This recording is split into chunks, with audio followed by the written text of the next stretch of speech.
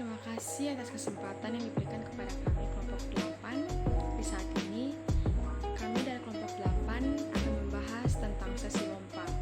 Namun sebelum membahas tentang sesi lompa, izinkan saya untuk memperkenalkan anggota-anggota dari kelompok 8. Yang pertama, Algifari Mirasabisi. Yang kedua, Isni Mudawati.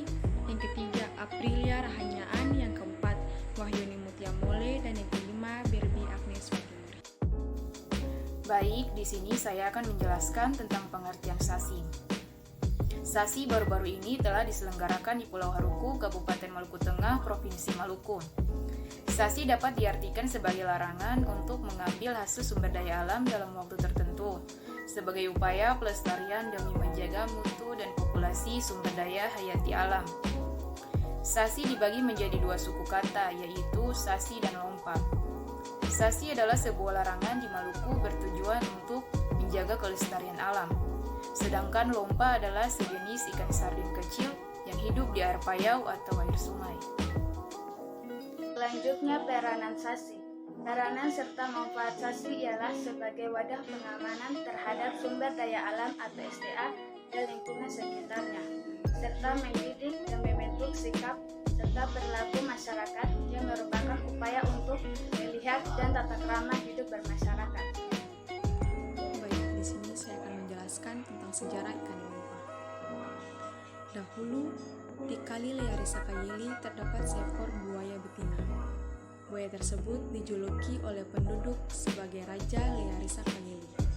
Buaya ini sering membantu warga untuk menyeberangi kali dengan menggunakan punggungnya sebagai alat tumpangan. Pada suatu hari, terjadilah perkelahian antara buaya-buaya di Pulau Siram dengan seekor ular besar di Tanjung Siam. Dalam perkelahian tersebut, buaya-buaya Siram itu selalu terkalahkan dan dibunuh oleh ular besar tadi. Dalam keadaan terdesak, buaya-buaya itu datang menjemput buaya Learisa yang sedang dalam keadaan hamil. Tetapi demi membela rekan-rekannya di Pulau Siram, Raja Learisa Kayili berangkat ke Tanjung Siam. Dalam perkelahian tersebut, ular besar tadi akhirnya berhasil dibunuh. Namun, buaya Learisa juga terluka parah. Sebagai hadiah, buaya-buaya Siram memberikan ikan lompa, ikan make, dan ikan parang-parang kepada buaya Learisa Kayili. Maka pulanglah buaya Learisa ke Haruku dengan menyusur pantai Liang dan Wai. Setibanya di pantai Wai, buaya Learisa tak dapat lagi melanjutkan perjalanan karena lukanya semakin parah. Dia terdampar di sana dan penduduk setempat memukulnya, namun tetap saja buaya itu tidak mati. Lalu buaya berkata kepada para pemukul, "Ambil saja sapu lidi, lalu ditusukkan pada pusar saya." Penduduk Wai pun mengikuti saran itu untuk menusuk pusar sang buaya dengan sapu lidi, dan matilah sang Raja Learisa Kayili itu.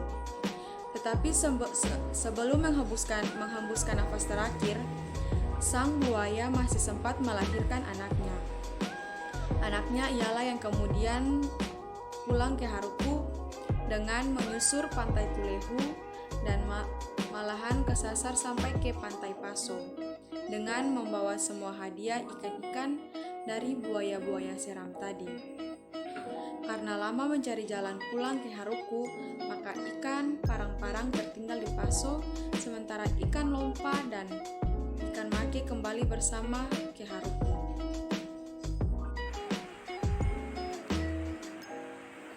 Baik, saya di sini akan menjelaskan cara pelaksanaan sasi lompa.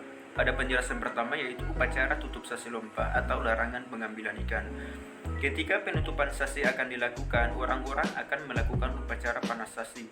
Upacara ini dilakukan sejak benih ikan lompa mulai terlihat. Upacara panas sasi biasanya dilakukan pada malam hari sekitar pukul 8 malam.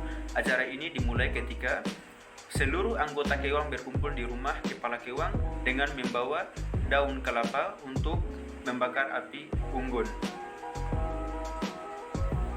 Setelah melakukan doa secara bersama, api induk akan dibawa oleh para rombongan menuju pusat sasi atau yang disebut sebagai Batu Kewang sambil mengenakan pakaian adat dan lengso merah yang diikatkan pada leher.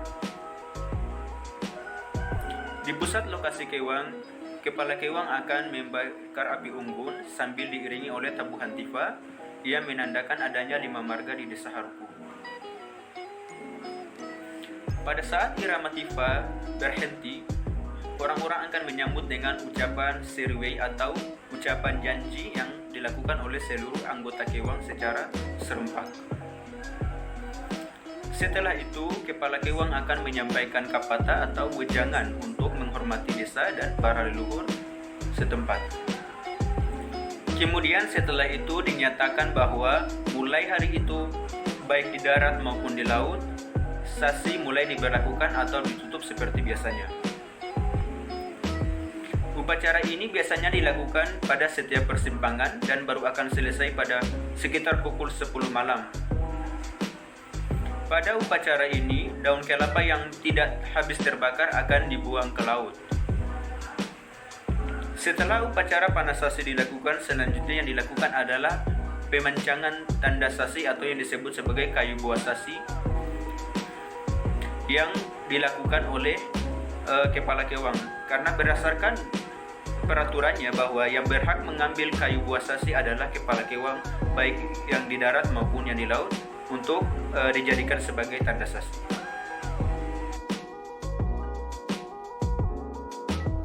Pengaturan pemanenan sasi atau buka sasi. Setelah ikan lompa yang cukup besar dan siap untuk dipanen, Kewang dalam rapat rutin seminggu sekali yang dilakukan pada hari Jumat malam menentukan waktu untuk buka sasi.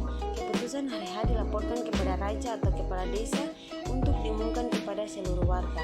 Kemudian upacara yang kedua pun dilaksanakan. Setelah upacara jam 3 dini hari, Kewang melanjutkan tugasnya dengan makan bersama para warga dan makanan berupa makanan rebusan dan ditaruh dalam tempurung kelapa. Kemudian, para Kewang membakar api unggun di muara kali Learisa Kayeli dengan tujuan untuk memancing ikan lompa masuk ke dalam kali. Pada saat itu, masyarakat sudah siap memasang bentangan di muara. Ketika air mulai surut, pemukulan tifa pertama dilakukan sebagai tanda bagi para warga untuk bersiap-siap ke kali, dan tifa kedua dibunyikan sebagai tanda semua warga menuju ke kali, dan tifa ketiga ditabuh sebagai tanda bahwa para raja, para sendiri negeri sudah menuju ke kali, dan masyarakat mengambil tempat di tepi kali, dan rombongan raja beserta kepala desa tiba di kali dan melakukan penyebaran jala pertama, dan disusul oleh pendeta. Barulah kemudian semua masyarakat bebas menangkap ikan lompa. Berikut beberapa gambar yang merupakan dokumentasi pada kegiatan sasi lompa di Pulau Haruku.